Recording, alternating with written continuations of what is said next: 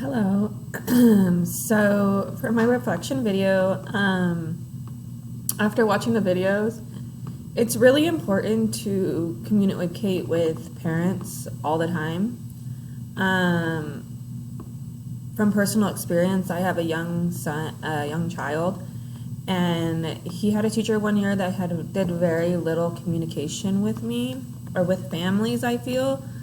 And I felt like she was also an older teacher, so I felt like it was just like she was trying to hurry and get done. It was her last year. But I think that open communication is important because parents want to know how their kids are doing. They want to know if their kids aren't being good in school. They want to know if their kids are doing well in school.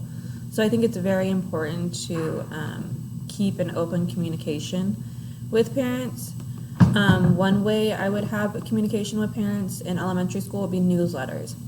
I would send newsletters home every week is what I feel would be important, just to update them on the weekly topics, let them know what's going on in class, what we're going to be doing, what we're going to be working on, so that when they're at home, if maybe they want to work on that with their kids, they can. They know, oh, okay, we're going to work on addition this week, so they could give their kids some addition problems. Or if they had a question about, oh, what are we doing Thursday, because I'm going to have to pull Johnny out of school for a dentist appointment, they already know because I gave them that weekly calendar of what I was going to be doing with their students. Another way would be phone calls, to call home just periodically. Like in the one video, the teacher called home. She said she called like 10 students in a night, just to, not for bad things, just to say that their kids were doing well, which I feel is also important, not to just always call home because it's something bad. I think that's what parents expect, is if they're getting that call home, it's something bad. But it's important to reassure those parents that your students are doing well and they are succeeding.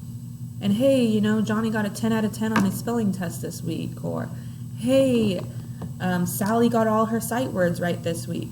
The parents want to know that their kids are being successful.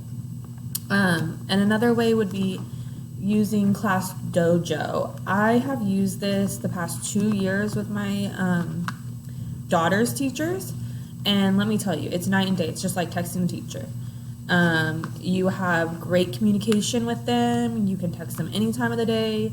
We have a question. I text our teachers all the time with little questions that I have, or little things that I'm worried about. Or my son came home one day and said that his teacher screamed at him.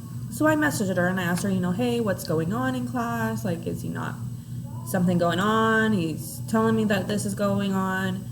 And so I was able to talk to her about it and figure out what was going on. And so I like that open communication.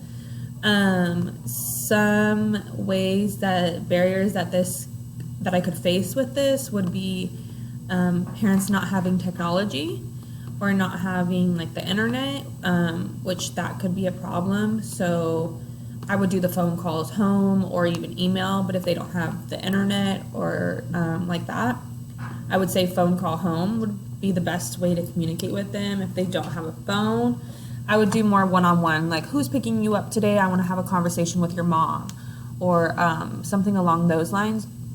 I think would work a lot better if I had some barriers where I wasn't able to communicate with the parents through, class Dojo or through phone or email. I would do more one-on-one, and I would say, hey, and I'd introduce myself to them and make sure I knew who they were, so that when they picked up their child, that I could go out there and have that conversation with them, because I didn't have another way to communicate with them.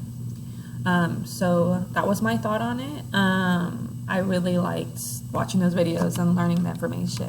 Thank you.